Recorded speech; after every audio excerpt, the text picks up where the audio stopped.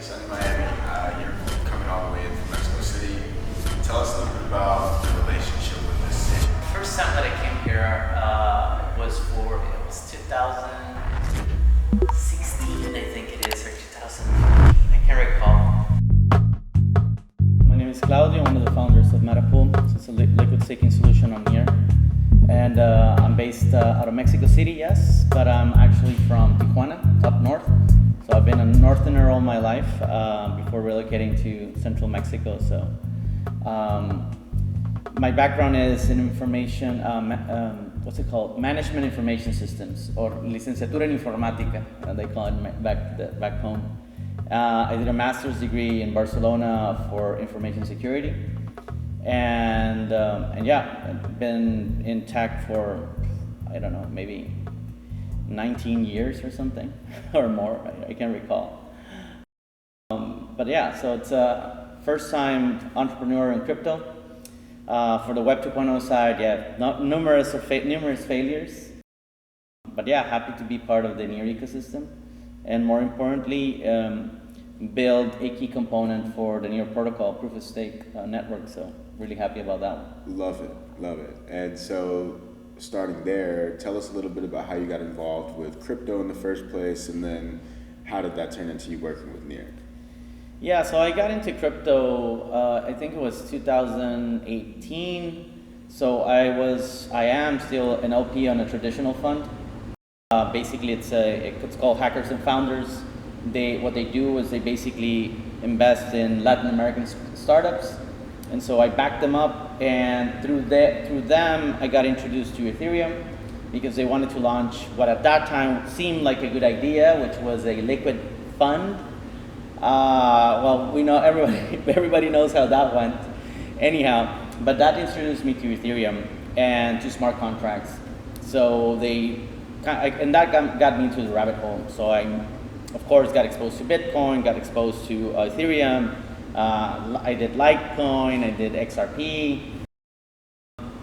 Then everything went belly up. I'm glad that I sold at the top, but I didn't make a lot of money. But at the end of the day, it gave me the opportunity to understand that you can build on top of decentralized protocols. I did not end up building anything during 2018, 2019, because at the end of the day, at that time it was really early days. Most of the developers in Latin America were based out of Argentina. Like, for example, Open Zeppelin launched during that time out of the Universidad Autónoma de Buenos Aires.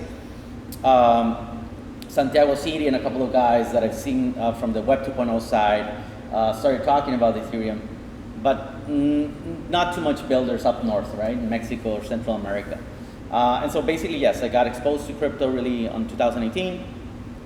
Then through some investments that I did on AngelList, I got invited to try CoinList.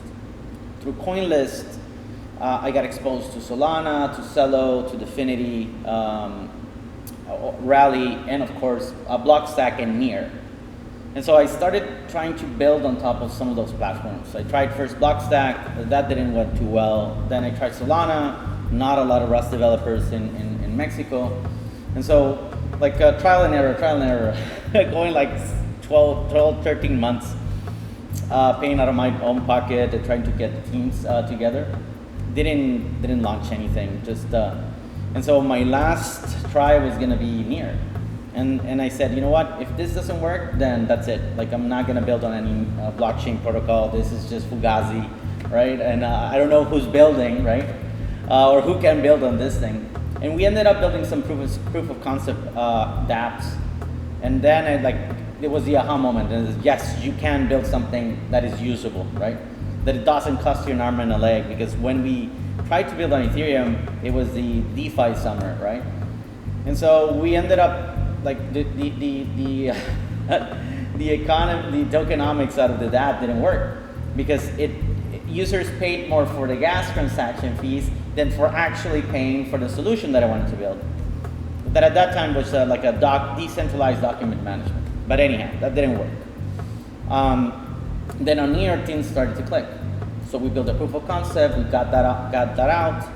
And then I saw an opportunity in the Near ecosystem to launch what it is right now, Near Hispano, which is the Spanish-speaking guild, Spanish-focused guild for the Near ecosystem.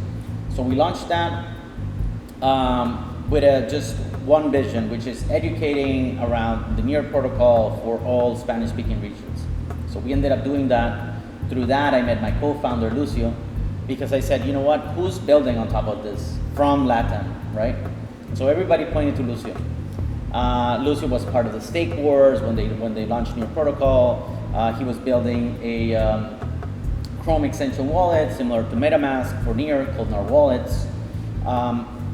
And we started talking, right? He wanted to, he saw that I was building community, and he said, you know what, why did you come and let's build on Nar Wallets? I'm like, you know what, at that time I was working at a big tech company, and I was like, no, I'm like, I don't know, man. It's like, this is too risky. Like, I don't know if there's a market for a Chrome extension wallet Near. You working for a big company. And yeah. It's a cushy job, man. My Nar wallet. Punch in, punch out, quote unquote, right? But it was, it was comfortable. I was head of product. I had 15 developers, and so we're building great products for the SaaS side. Then, come November 2020, Lucio says, you know what, I got this other product. I know that it didn't convince you on the Nar Wallets idea. I'm like, sorry, man, it's just, I don't see it, right? And so he started talking about liquid staking. And so he sends me this white paper or whatnot, right? On GitHub, and I'm reading it, and I'm trying to understand. Okay, so I put my token, and then there's this derivative, and this is accruing in value, getting the rewards. I'm I didn't understand that at all.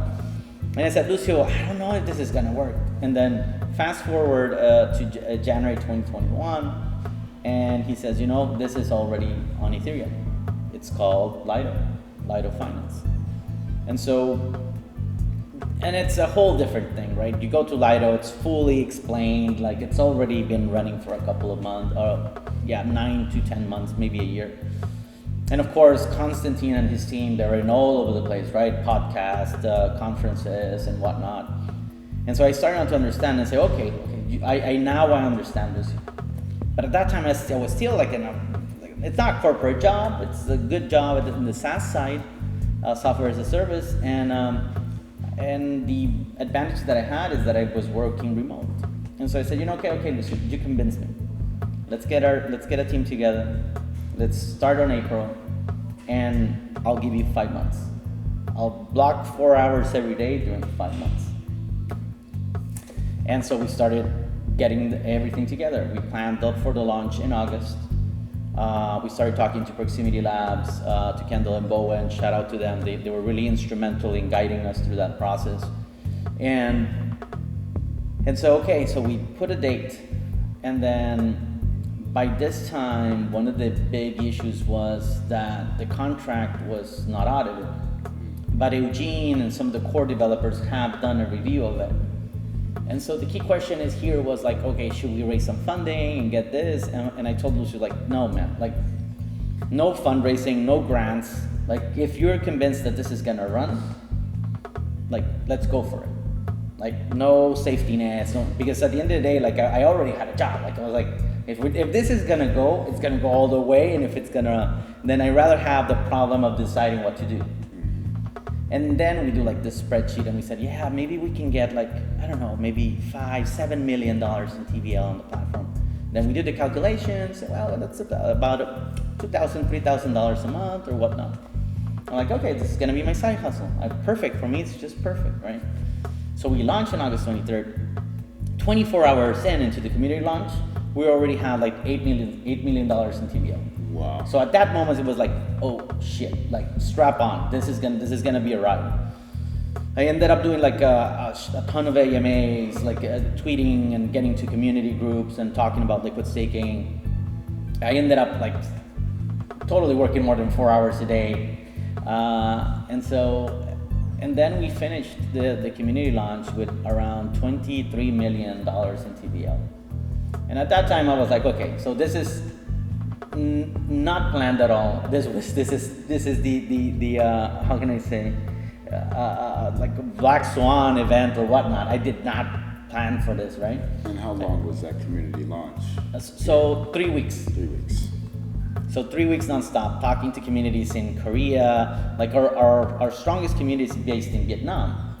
So we had to do like AMAs at like 6 a.m. in the morning and 5 a.m. in the morning or 11 p.m. at night. And like and this was really crazy because of course they don't talk in Spanish. And of course most of them don't understand English as well.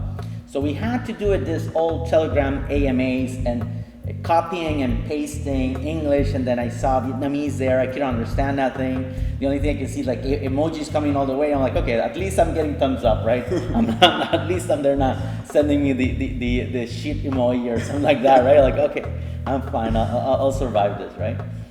And so, and that's how Metapool started, right? It's just for us, it was totally unexpected, and for Lucio, it was a testament of his brilliance on designing a liquid staking solution.